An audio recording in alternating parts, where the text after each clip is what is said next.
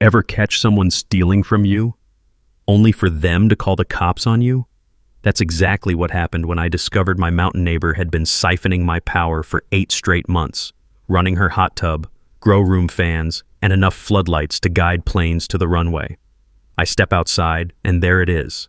One thick, guilty orange extension cord snaking 200 feet across my land, humming like it knows it's busted. I yank it out of the dirt. 30 seconds later, here comes Karen. Fresh blowout, brand new Patagonia she's never hiked a mile in, phone already glued to her ear. "Yes, officer, this man is threatening to leave disabled people in the dark," she yells, loud enough for the squirrels to hear. I just stand there, watching that smug little grin spread across her face, while she has zero idea she just picked a fight with the one guy who can black out 3 entire counties with the flip of a switch. One call from me, and every light she's ever stolen goes dark. Forever. So tell me, instant karma or let her keep digging her own grave? Drop your city or state below. I want to know where the revenge squad's watching from. Let me back up and tell you how I got here, and why Karen picked the absolute worst person to mess with. I'm Jake Morrison. 2 years ago, I inherited my grandfather's cabin in the Colorado Rockies after 20 years in the Army. 40 acres of wilderness, 2 hours from Denver, with a hand-built stone cabin that smells like cedar smoke and old leather every time you walk in. Grandpa Henry built this place in 1947 with nothing but hand tools and stubborn determination. The workshop still has his tools hanging on the pegboard, covered in that fine mountain dust that coats everything up here. Coffee still percolates on his old wood stove every morning, the rich, bitter smell mixing with pine air drifting through cracked windows. I came up here to heal. Army discharge, too many deployments, needed somewhere quiet to figure out remote work as an electrical engineer. The irony of that job title will become crystal clear in a minute. For 18 months, it was perfect. Creek water babbling over smooth rocks, the distant crack of trees settling in the cold, solar panels I'd installed humming quietly on the roof. Grandpa would have loved those panels, always said free energy was just sitting there waiting for someone smart enough to grab it. Then Karen Whitmore bought the lot down the road, 5 acres, half a mile away through thick pines. The previous owner had straight up lied about utilities, telling her power was ready to connect. Reality? Her property had 0 electrical infrastructure, not even a meter box. Karen's a Phoenix transplant, retired real estate agent who never met a conversation she couldn't dominate. Within an hour of moving in, she's complaining about my truck being too loud, my solar panels being unsightly, and the general property standards of a wilderness area that's been undeveloped since the 1800s. Her setup? 3 massive RVs arranged like she's planning to start her own resort. Main coach, office unit, storage unit, the whole operation humming with AC units that sound like jet engines in the mountain quiet. A week later, she's at my door with tears in her eyes. "My disabled brother's visiting," she says, voice cracking with perfect suburban drama. "He needs power for his oxygen machine. Could I just run a tiny cord over, just until I get my own service connected?" The gravel crunched under her designer hiking boots as she shifted nervously. Brand new Patagonia jacket, not a scuff mark anywhere. This woman had never hiked a trail in her life. But disabled brother needing medical equipment? I'm not a monster. I agreed to help, with clear rules. Small cord, essential items only. She pays for extra usage. That tiny cord became a thick contractor cable within 3 days. Medical equipment became hot tub, grow fans, and floodlights bright enough to signal passing aircraft. My bill jumped from $80 to $340. $340 for a cabin where my biggest draw used to be keeping beer cold. Every conversation became a masterclass in gaslighting. "Are you sure that meter's working right?" she'd ask, tilting her head with fake concern. "Maybe your solar system's malfunctioning." The woman was stealing $4,000 worth of electricity and making me feel crazy for noticing. Last month, she escalated. Noise complaints about my morning truck starts. Claims my solar array violates neighborhood aesthetics in the middle of 40,000 acres of national forest. She started showing up unannounced, taking pictures of my property, asking weird questions about easement rights. That's when I started really paying attention to camp entitlement. The hot tub ran 24/7. Industrial grow fans exhausted enough heat to melt snow in a 10-foot radius. She had welding equipment, space heaters, even a damn margarita machine. This wasn't temporary. This was permanent industrial-scale theft. But here's what Karen didn't know. what she couldn't have possibly known when she decided to steal from her quiet mountain neighbor. Grandpa Henry wasn't just some old guy who built a cabin, and I wasn't just some veteran trying to live peacefully in the woods. Some family legacies are more complicated than they appear. So there I am, cord yanked from the dirt, watching Karen scream into her phone about disabled people and harassment. "The sheriff's on his way," she says. "Perfect." "Ma'am, you need to calm down." I keep my voice level. 20 years in the Army teaches you when someone's about to completely lose it. "Don't you dare tell me to calm down." Karen's shriek echoes through the pines, probably scaring every deer within 5 miles. "You just cut power to life-saving medical equipment. That's attempted murder." Attempted murder. Over an extension cord she illegally hooked to my meter. The woman's either completely delusional or auditioning for a soap opera. 20 minutes later, Deputy Rodriguez pulls up, his cruiser tires crunching over the gravel like breaking bones. Karen immediately flips the switch. Tears, trembling voice, the full victim performance. "Officer, this man has been terrorizing me for weeks," she begins, voice quivering with Oscar-worthy emotion. "Now he's trying to murder my disabled brother by cutting his oxygen supply." I bite back a laugh. "Deputy, there is no disabled brother. Feel free to check her RV." Rodriguez looks like he'd rather be anywhere else, maybe directing traffic or chasing actual criminals. Mountain counties don't pay deputies enough to referee suburbanite drama. But he trudges over to Karen's massive RV, knocks on the aluminum door. No answer. "Ma'am, where exactly is this brother?" Karen's face goes through more changes than a traffic light. He drove into town for medical supplies, but his equipment is still running." "What equipment?" Rodriguez peers through the tinted windows. I see a hot tub, industrial fans, and what looks like a full electronic warehouse. No medical devices. The first crack in Karen's performance, but she doubles down harder than a Vegas gambler. "Those fans provide essential air circulation for his respiratory condition." I pull out my phone, show Rodriguez the photos I'd snapped earlier. "Deputy, she's been stealing my power for 8 months. My bills went from $80 to $340. Rodriguez examines the bills, then stares at the thick contractor cable stretched across my property like an orange confession. Even a county deputy recognizes theft when it's literally plugged into the evidence. "Ma'am, you cannot connect to someone else's electrical service without permission." "I had permission." Karen's voice hits a pitch that probably registered on seismic equipment. "He said I could use it." "For actual medical equipment. Temporarily." I keep my tone steady. "Not for operating a mountain resort." That's when Karen reaches into her designer purse, the kind that costs more than most people's monthly rent, and pulls out her nuclear weapon. "Actually, officer," she says with a smile that could freeze antifreeze, "I have legal documentation proving shared utility easement rights." My stomach drops like a rock down a mine shaft. Rodriguez unfolds the official-looking document, complete with letterhead and fancy seals. Says here there's a utility easement from 1952 granting neighboring properties shared electrical access. Karen's triumph practically radiates heat. The previous owner included this with my purchase documents. This gentleman has been illegally denying me guaranteed utility access. I study the paper over Rodriguez's shoulder. Looks legitimate at first glance. Professional formatting, legal language, even what appears to be original signatures from 70 years ago. But something's off. The font looks too modern, the paper's too white, and the utility company name, Rocky Mountain Power Collective, uses a logo I've never seen before. Now, I've spent 15 years reading electrical infrastructure documents. Back in my Army days, setting up power systems in remote locations, you learn to spot the real documents from the creative interpretations. Every legitimate power company has signature formatting, specific legal language that hasn't changed since the 1940s. It's like a fingerprint. This document might fool a county deputy, but it won't fool someone who's actually worked with utility easements. But I keep my mouth shut. Sometimes the best move is letting your opponent think they're winning.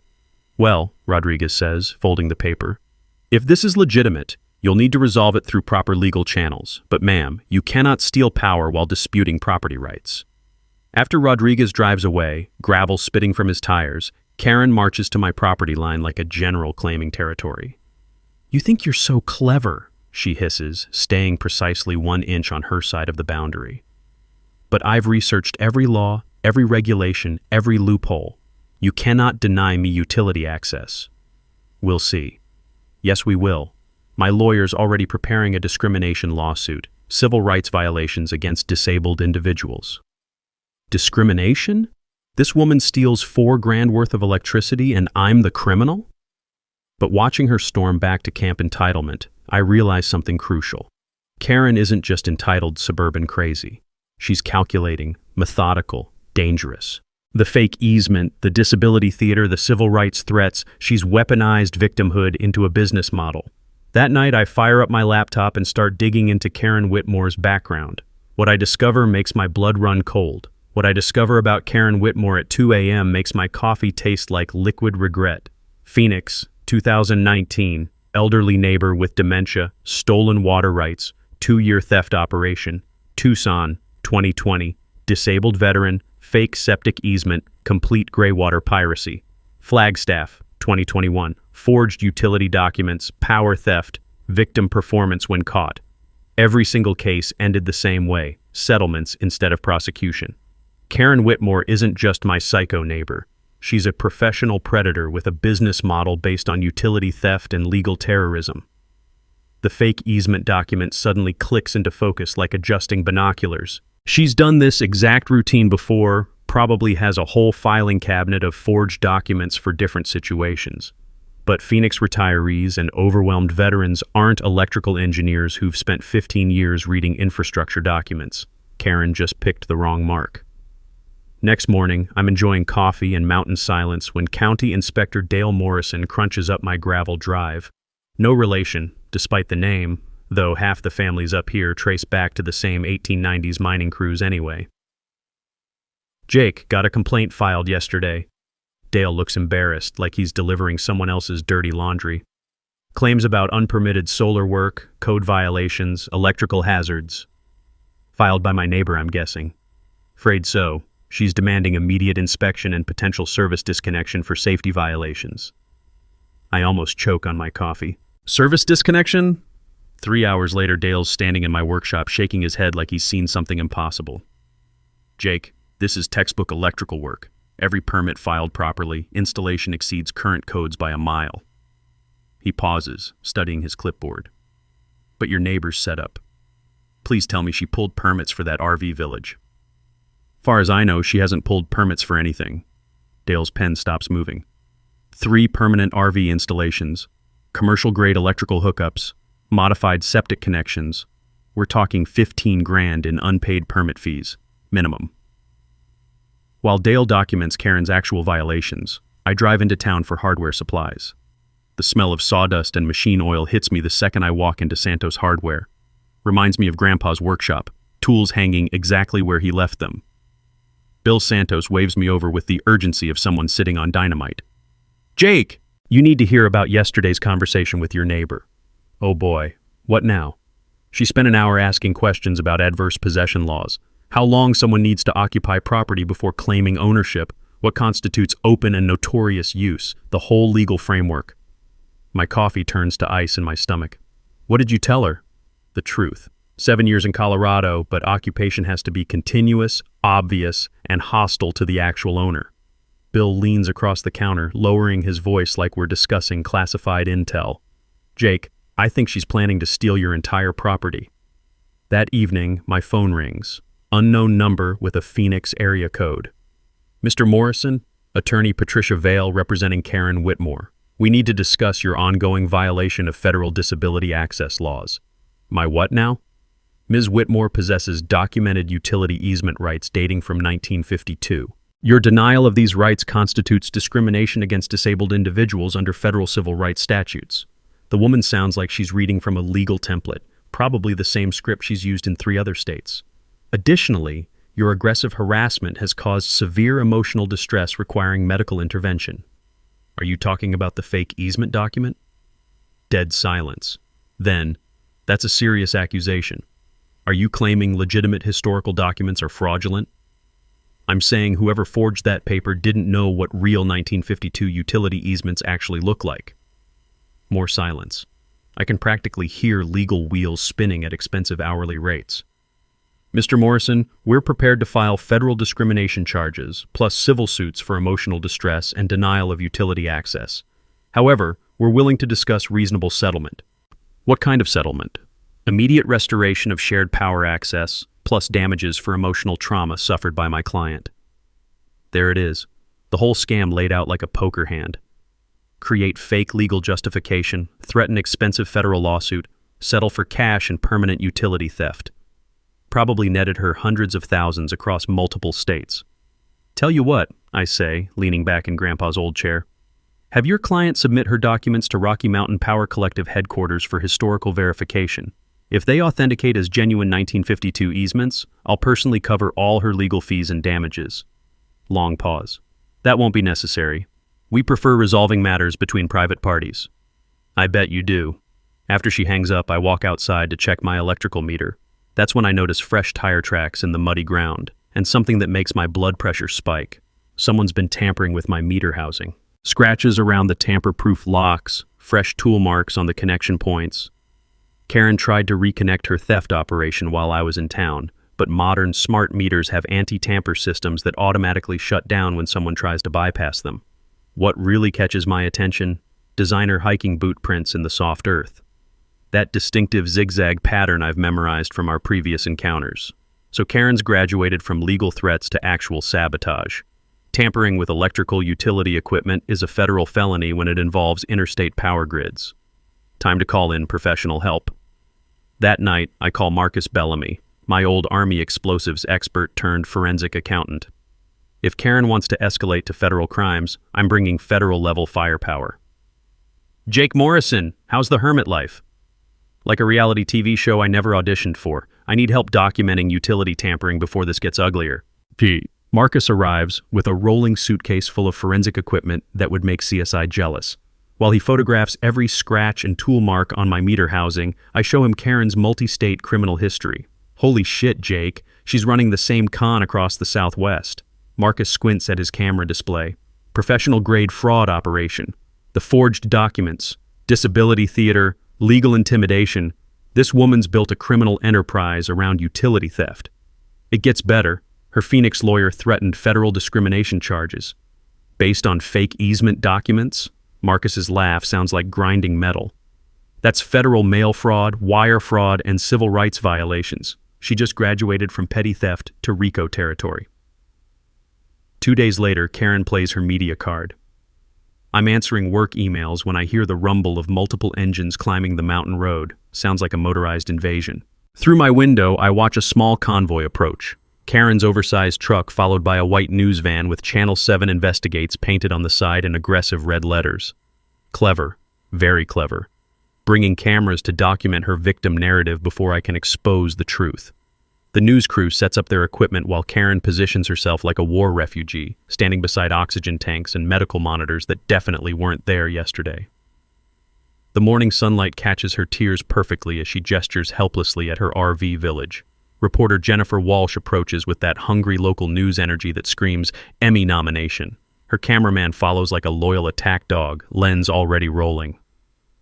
Mr. Morrison, Jennifer Walsh, Channel 7 Investigates. We're following reports that you've systematically denied electrical access to disabled veterans. Would you care to respond to these allegations? Through my window, I watch Karen's performance. Trembling hands, dabbing eyes, the complete suffering saint routine. If I didn't know better, I'd nominate her for an Oscar. Ms. Walsh, have you verified any documentation provided by your source? We've reviewed utility easement records dating to 1952 that clearly establish records that are completely fraudulent. Jennifer's eyes light up like slot machine cherries. Breaking news radar activated. You're stating on camera that legal documents are forgeries? I'm stating that whoever created those documents never saw legitimate 1952 utility easements. Wrong paper, wrong fonts, wrong legal formatting entirely.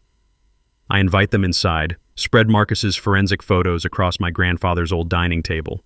The wood still smells faintly of his pipe tobacco, a comforting ghost in the middle of this circus. Here's documented evidence of criminal tampering with utility equipment. Federal felony when it involves interstate power grids. Jennifer studies the photographs while her cameraman captures everything. I watch her expression transform from skeptical hunter to intrigued investigator as she realizes she might have stumbled into a much bigger story. Mr. Morrison, Are you alleging an organized fraud conspiracy? I'm suggesting you research Karen Whitmore's activities in Phoenix, Tucson, and Flagstaff before broadcasting her version of reality. Outside, Karen paces like a caged predator, probably wondering why her 15-minute victim interview is stretching toward an hour. Her confident smile has melted into barely controlled panic. 20 minutes later, Jennifer emerges without conducting Karen's planned interview.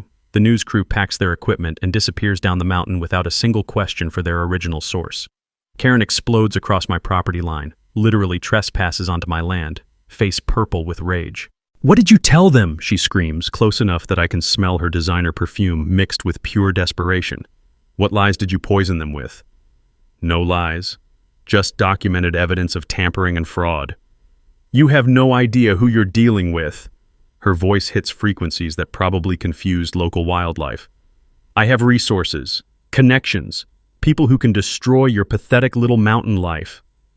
"More than you've already tried with theft and vandalism?" "That easement is completely legitimate." "Perfect. Then you won't mind historical authentication through state archives." For the first time since this nightmare started, Karen's mask completely disintegrates. The suburban victim act vanishes, replaced by something cold and calculating that makes my skin crawl. "You think you're clever," she whispers with deadly quiet intensity, "but you have absolutely no idea what's about to happen." She turns away, phone already dialing. "It's me," I hear her say as she walks toward her RV fortress. "Colorado's more complicated than anticipated. We need to accelerate everything." "Colorado? Accelerate?" This woman's coordinating with accomplices like she's running a military operation. That evening, Marcus delivers forensic results that turn my blood to antifreeze. "Jake, those tampering patterns match techniques from Arizona and Utah. Same tools, same electrical expertise, same bypass methods. She's not working alone. This is coordinated criminal enterprise." "Meaning what, exactly?" "Meaning someone with professional utility experience is helping her target remote properties with valuable electrical infrastructure. They've probably been planning this for months." As Marcus disappears into mountain darkness, I finally understand the terrifying truth. Karen didn't randomly choose my property. I was specifically targeted by a criminal network that researches isolated utility access points. But their research missed one crucial family detail that's about to detonate their entire operation. The next morning, I drive to the Pine Ridge Power Cooperative office for the first time since Grandpa's funeral. 2 years of avoiding this place, but Karen's criminal operation just forced my hand. The building squats in a valley between pine ridges, same weathered brick from the 1950s. Walking through the front door hits me with the smell of old paper and electrical ozone. 70 years of rural power infrastructure concentrated into one building that's kept these mountains lit since Eisenhower was president. Behind the reception desk sits Margaret Torres, probably 80 years old, but with eyes sharp enough to spot a blown fuse from 50 yards. The second she sees me, she freezes like she's witnessed a resurrection. "Sweet Mary and Joseph, you're Henry Morrison's grandson." "Yes, ma'am. Jake Morrison." Margaret practically vaults over her desk despite arthritic knees. "Jake! We've been trying to reach your family for months, ever since the board deadlock crisis started." "Board deadlock?" "Mrs. Torres, I think there's been some confusion." "No confusion, honey." She disappears into a back office, returns carrying a manila folder thick as a phone book. The cover reads, "Morrison Estate, Founding Member Documentation," in handwriting that looks older than statehood. She drops it on the counter with a thud that echoes through my soul. "Your grandfather didn't just help found this cooperative, Jake. He owned controlling interest. 40% of original shares, permanent board chairmanship with tie-breaking voting authority." The room tilts sideways. "I'm sorry, what?" "When he passed, those shares transferred through his estate. That means you, sweetie." Margaret's weathered hands trace through yellowed documents like she's handling sacred texts. "You don't just own part of the power company. You are the power company." She leads me into Grandpa's old office. His nameplate still guards the heavy oak desk. Henry Morrison, Chairman, Board of Directors. Behind the chair hangs a framed photo from 1952. Grandpa in a hard hat and work clothes, standing proud next to the first power lines he helped string through impossible mountain terrain.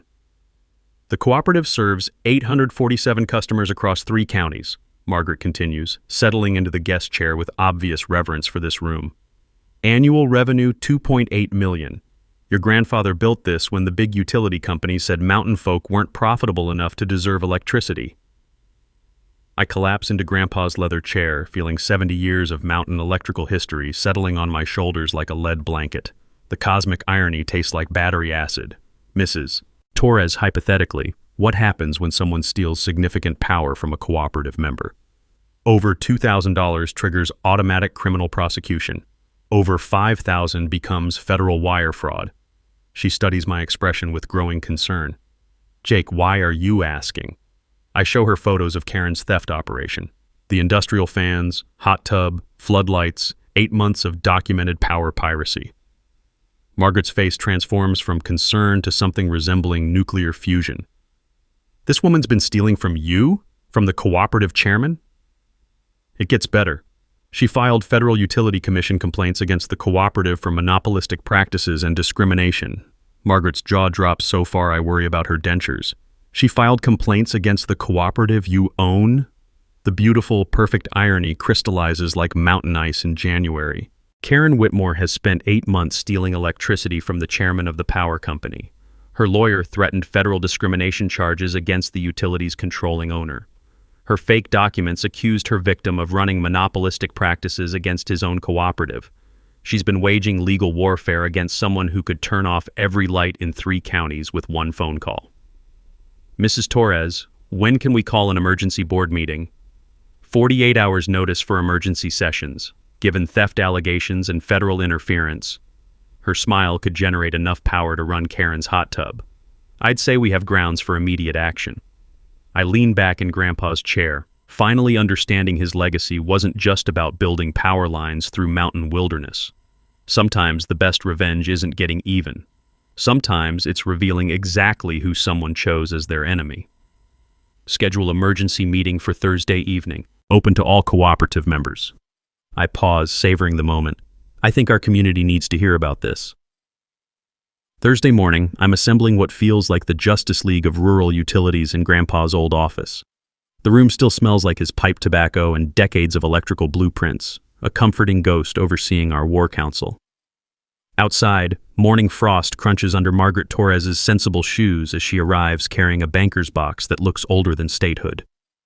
Jake, I've been documenting suspicious approaches for 2 years, Margaret announces, spreading files across the conference table like a general planning invasion. Board members getting cash offers, strange easement questions, people probing cooperative governance. Your neighbor isn't our first rodeo with utility parasites. Marcus Bellamy rolls in next with enough surveillance gear to make the NSA jealous. His forensic analysis of Karen's operation reads like a criminal enterprise manual. She's part of a coordinated network targeting rural cooperatives, Marcus explains, pointing to maps dotted with red pins across the Southwest. Same pattern everywhere. Identify isolated chairman properties, forge historical documents, steal power while threatening federal discrimination suits. The coffee percolating on Grandpa's old hot plate fills the silence with familiar bubbling sounds as Detective Ray Kowalski from Financial Crimes arrives. Ray's been chasing utility theft rings longer than I've been drinking coffee, and his expression suggests Karen just graduated to the big leagues. Professional Fraud Network, he confirms, studying Marcus's timeline. They research cooperative structures, target elderly or isolated members who won't fight back.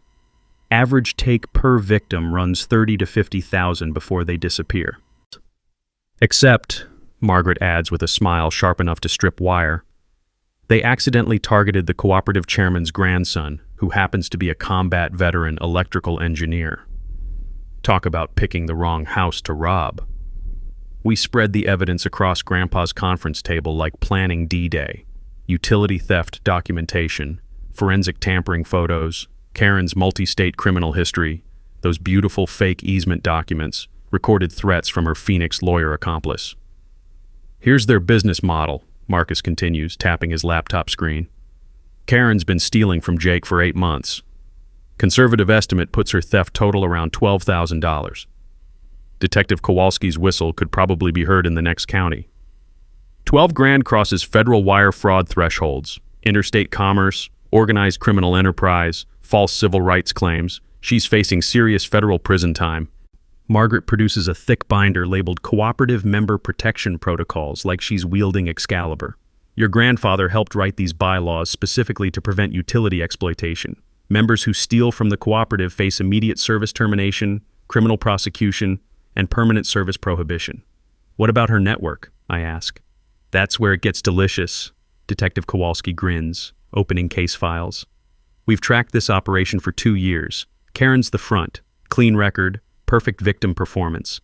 But the electrical expertise comes from a former cooperative employee who understands our security systems. Inside knowledge, of course.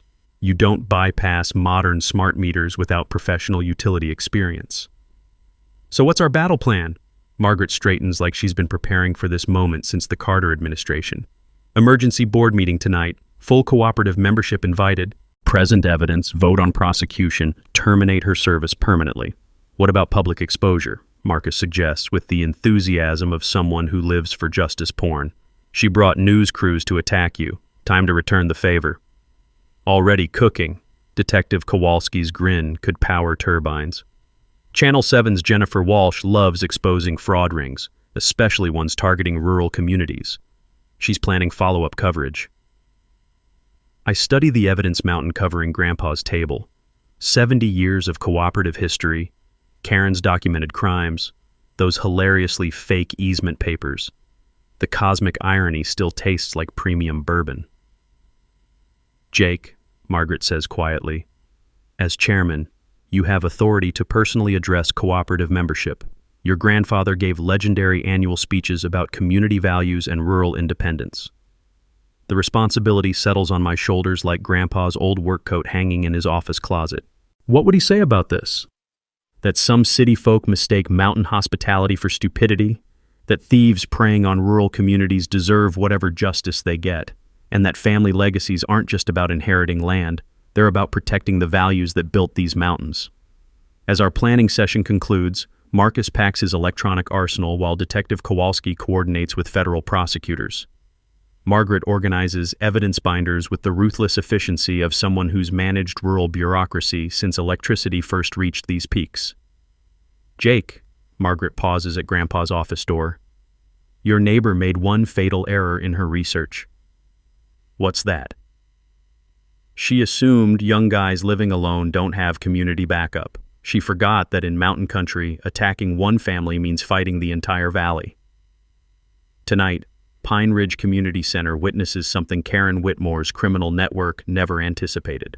Justice served with mountain hospitality and an electrical engineer's intimate knowledge of exactly how power flows through rural Colorado.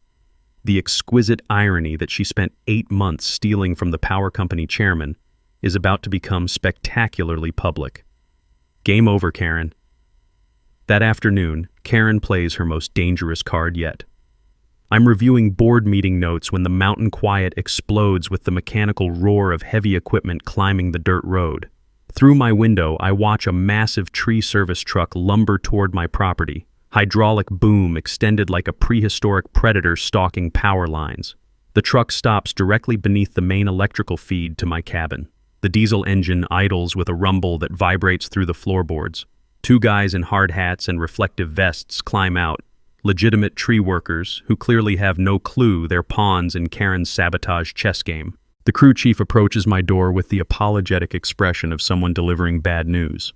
Sorry to disturb you, sir. Emergency work order for branch trimming. Report of sparking power lines creating fire hazard.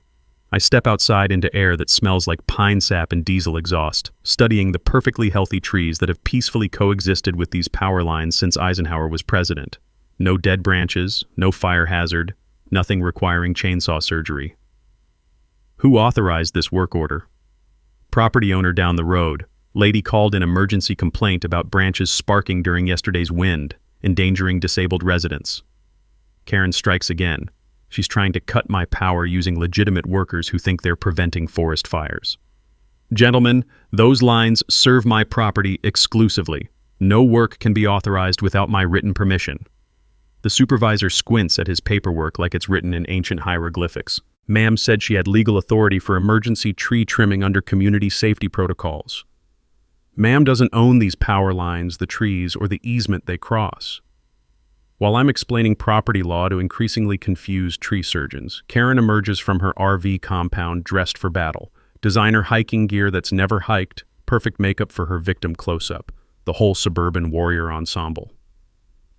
"Gentlemen," she calls with theatrical authority, "this man has been preventing essential safety maintenance. Those power lines threaten lives." The crew supervisor looks between us like a referee in a chainsaw tennis match. "Ma'am," he claims these are private lines on his property. "Those lines serve multiple properties under federal easement law." Karen's voice reaches frequencies that probably confused migrating birds. "He's risking lives to protect his electrical monopoly." I dial the Pine Ridge Cooperative office while Karen continues her performance. "Pine Ridge? Jake Morrison. Need verification on tree trimming authorization for my property." "Yes, I'll hold." Karen's confident smile develops hairline fractures as I wait for confirmation. The tree crew shuffles awkwardly beside their idling truck while mountain wind whispers through pine needles overhead, nature providing soundtrack for this suburban theater. "Thank you. No emergency orders filed, no safety complaints recorded, zero authorization for Morrison property tree work." The crew chief's expression transforms from confusion to pure irritation. Mountain workers don't appreciate being conned into free labor for someone else's property war. "Ma'am, we're leaving. Next time you want emergency tree service, actually own the damn trees." As the diesel truck rumbles away, spitting gravel like mechanical anger, Karen's suburban mask completely disintegrates. "You think you're so smart," she screams across the property line, "but I know exactly who you are now. I researched your entire family history." Ice water floods my veins. Her network dug deeper than I expected. "That's right, Henry Morrison's precious grandson. You think inheriting dusty old cooperative shares makes you untouchable." So she knows about Grandpa's legacy, which means Karen's criminal network has been researching my background for months, not weeks. "But you have no idea what's about to happen." Her voice echoes off mountain ridges like a banshee's warning. "Tonight's cute little board meeting, that's just the opening act." She storms toward her RV fortress, phone already glued to her ear. "It's me," I hear her saying. "He knows we know about the inheritance. Execute the nuclear option. Tonight." Nuclear option? Execute tonight? 30 minutes later, Margaret Torres calls with panic in her voice. "Jake, emergency. 3 board members just received federal cease and desist orders claiming tonight's meeting violates anti-discrimination statutes. Karen's lawyers are threatening court injunctions if we proceed with racially motivated utility termination." Racially motivated? Karen's whiter than mountain snow. Can they legally stop us? Not permanently, but they can create enough legal chaos to delay everything for months. Death by 1,000 paper cuts. Then Detective Kowalski calls with news that makes my stomach drop into my boots. "Jake, we intercepted communications from Karen's network. They're not just fighting your case anymore. They're planning to challenge the entire cooperative's federal operating license." What does that mean? If successful, they could shut down power to 3 counties while federal review proceeds. Every ranch, business, and family from here to the Utah border goes dark. The terrifying scope of Karen's operation crystallizes like ice forming on power lines. This was never about stealing my electricity. Her criminal network is attempting to destabilize the entire regional power grid, probably to claim emergency easement rights across dozens of properties during the chaos. But they miscalculated one crucial factor. In mountain communities, threatening everyone's electricity doesn't make you a victim. It makes you a declared enemy of every family across 3 counties. Tonight's board meeting just became the opening battle in a war Karen Whitmore cannot possibly win. 1 hour before the board meeting, Karen detonates her nuclear option. I'm knotting Grandpa's old tie, the faded blue silk he wore to every cooperative meeting for 30 years, when my phone erupts like an air raid siren. Margaret Torres first, voice vibrating with barely suppressed fury. "Jake, Channel 7 just aired breaking news. Karen's claiming you're planning mass power shutoffs to disabled veterans in retaliation for civil rights complaints." The tie suddenly feels like a hangman's noose. She what? Standing in front of the community center with a full medical theater production. Oxygen tanks, monitors, wheelchair, the complete victim Broadway show. Claims tonight's meeting is coordinated electrical terrorism against disabled minorities. Through my cabin windows, I can see news van floodlights turning the community center parking lot into a Hollywood crime scene. Karen's orchestrated a media assassination designed to frame justice as persecution. Marcus calls with intelligence that makes my vision blur. Jake. Her network filed simultaneous federal complaints with EEOC, Civil Rights Division, and Disability Rights Office. Claims systematic cooperative discrimination against protected classes, even if bogus federal bureaucracy triggers automatic investigations, freezing your authority for months. The smell of diesel exhaust and burned coffee drifts through my open door as more vehicles arrive, the mechanical sound of an entire community mobilizing for war. Then Detective Kowalski drops the tactical nuke. Jake? Emergency federal injunction granted 30 minutes ago. Karen's lawyers convinced a judge you're using inherited utility authority to target minorities and disabled individuals. You're legally prohibited from voting on service terminations pending federal civil rights review. The walls feel like they're collapsing inward. Karen's criminal network just checkmated my chairman authority using civil rights laws as weapons of mass legal destruction. How long? Minimum 6 months, possibly years if federal investigators find any evidence of discriminatory intent. Evidence of discrimination. Against a woman who's stolen 4 figures worth of electricity while filing fake disability claims. But here's what Karen's Phoenix lawyers don't understand about mountain communities. Threaten one family's power, you declare war on everyone's way of life. Bill Santos calls from his hardware store, voice crackling with excitement that could power generators. Jake, word spreading faster than wildfire. Every rancher, every business, every family dependent on cooperative electricity is driving to tonight's meeting. We're talking the entire 3-county customer base converging like angry hornets. Outside, the distant rumble of engines grows to a mechanical thunder as pickup trucks, family SUVs, and ranch vehicles stream through mountain darkness. Headlights sweep between pine trees like search beams hunting for justice. Margaret calls back with news that flips the entire script. Jake, Karen's federal filings contain a fatal flaw. She claimed cooperative discrimination against disabled individuals, but our records show 70 years of subsidized service to genuinely disabled members. Her own complaints prove she's not actually disabled. No medical records, no legitimate equipment, nothing but theatrical props. Which means she just confessed to federal civil rights fraud in writing. Filing false discrimination complaints carries mandatory federal prison time. Her desperation move created prosecutable evidence of criminal intent. The cosmic irony tastes like aged whiskey. Karen's nuclear option just became her own legal suicide bomb. Detective Kowalski delivers the killing blow. Federal prosecutors fast-tracked review of her civil rights filings. Documents contain provably false medical claims, fabricated disability status, perjured statements about cooperative policies, arrest warrants issuing within the hour. As I drive toward the community center, the scope of community mobilization becomes breathtaking.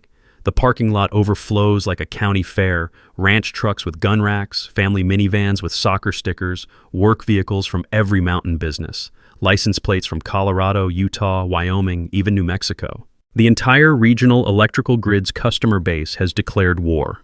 Inside, the community center thrums with controlled mountain rage, the air thick with coffee steam, aftershave, and 3 generations of families who've fought outside threats since pioneer days. Ranchers in their Sunday hats sit beside business owners in pressed khakis. Children perch wide-eyed on parents' laps, sensing adult drama beyond their understanding. Karen commands the front area with her medical theater. Oxygen equipment that wasn't medical yesterday, monitoring devices that monitor nothing, wheelchair borrowed from God knows where.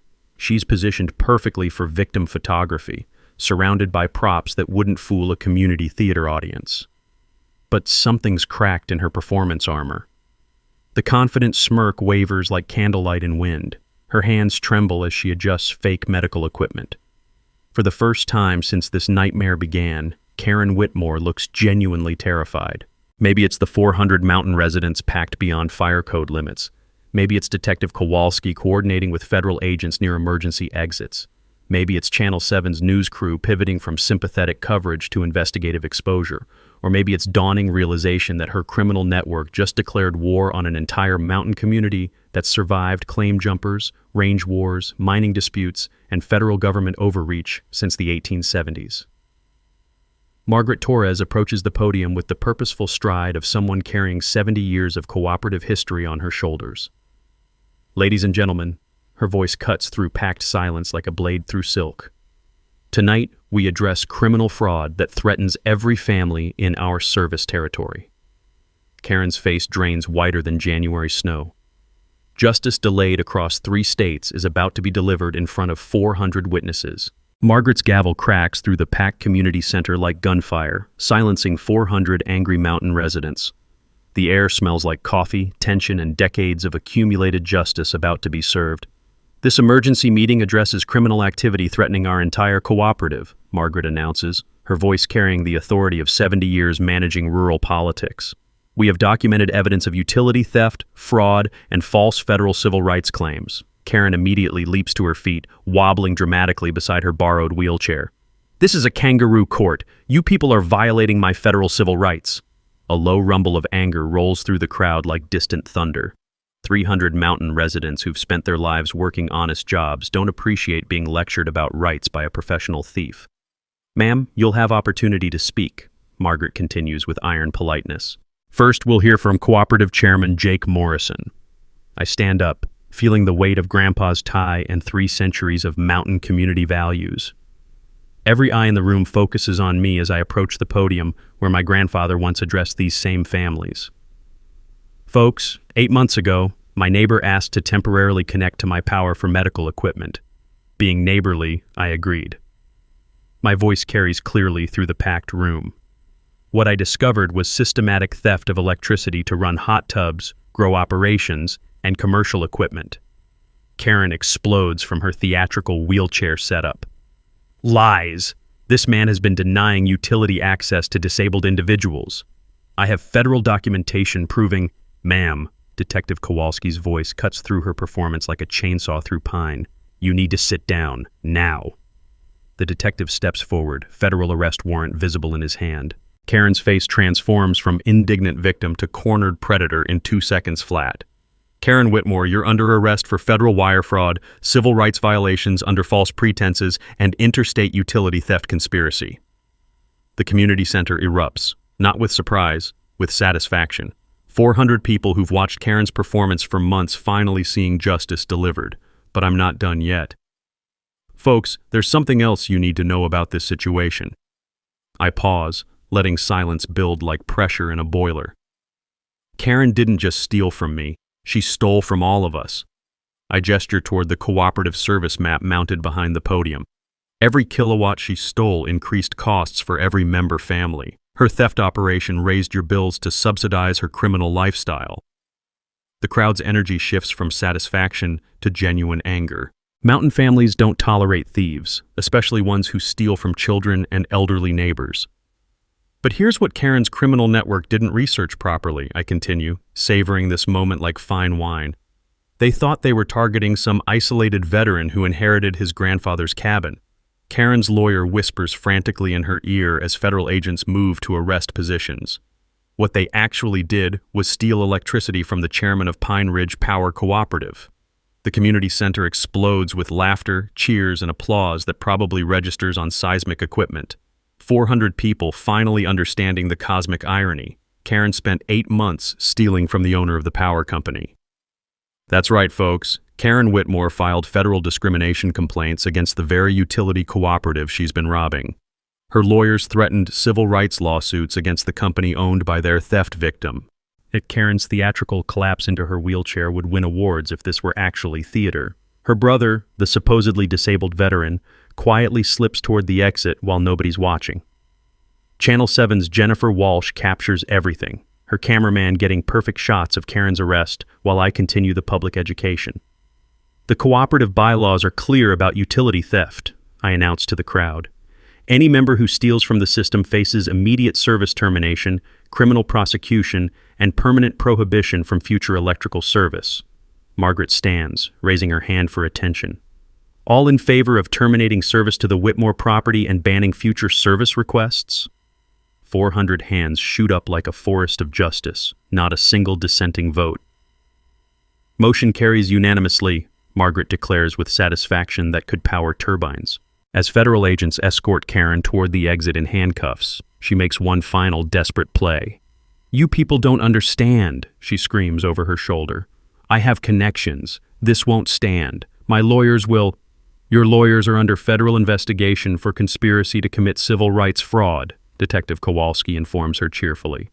Turns out, filing false discrimination claims across multiple states creates a lovely paper trail.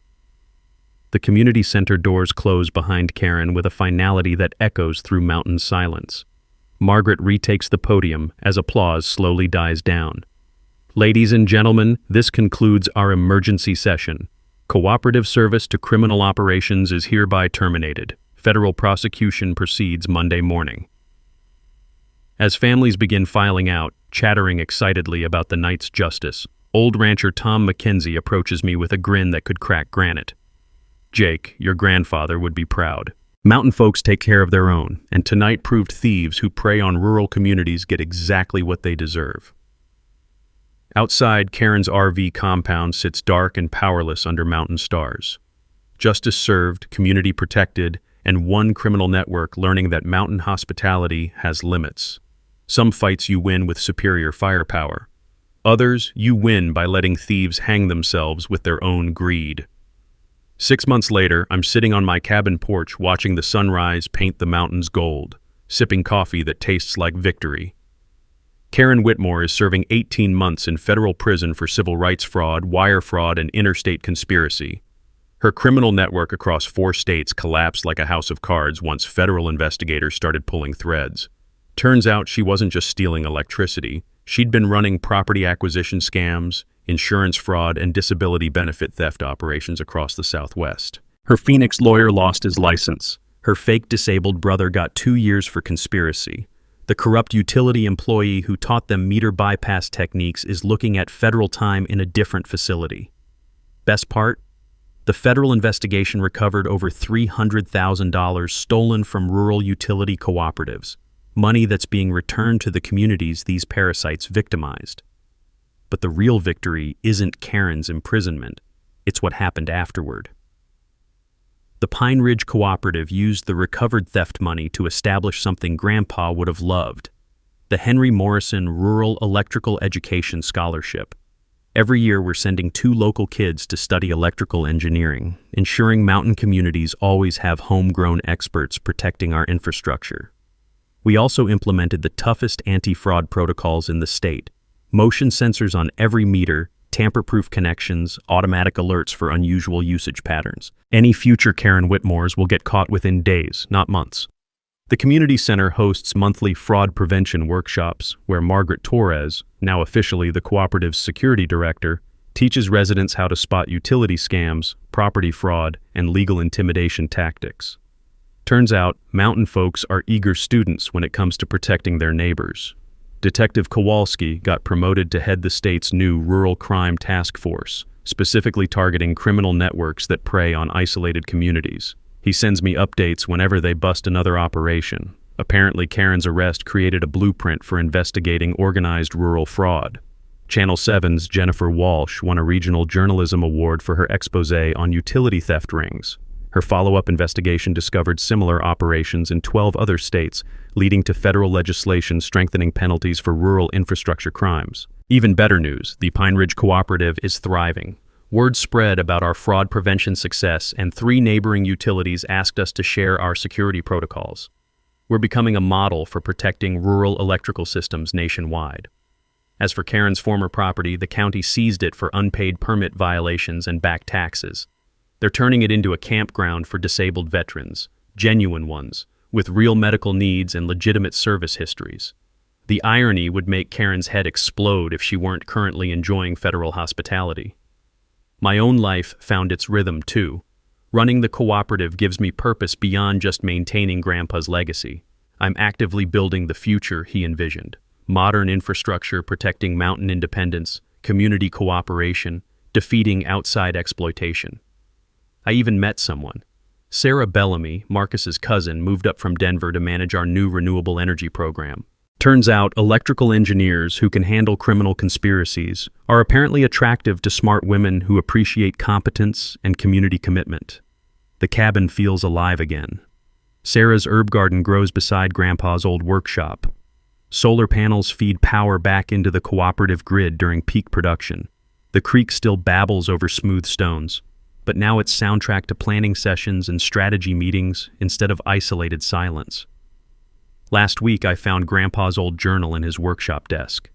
The final entry, written a month before he died, said, "Mountain communities survive because neighbors look out for each other." Hope Jake understands that inheritance isn't just about property. It's about responsibility to protect what generations built. I understand now, Grandpa. On quiet evenings when mountain silence settles over 40 acres of family land, I sometimes hear distant sounds from the former Whitmore property. Laughter from veteran families enjoying campfires, kids playing in the creek, honest people using the space for healing instead of crime. That's justice. Not just punishment for thieves, but transformation of what they corrupted back into something that serves the community. If you've dealt with HOA nightmares, property disputes, or neighbors who think your kindness equals weakness, drop your story in the comments. I read every one, and your experience might help someone else facing similar battles. Hit that subscribe button if you want more stories about people who thought they could take advantage of others, only to discover they picked the wrong target. Next week, the tale of a woman who tried to claim my neighbor's backyard as a public dog park, until she discovered he was the city's Parks and Recreation director. Sometimes karma doesn't just knock. Sometimes it cuts the power.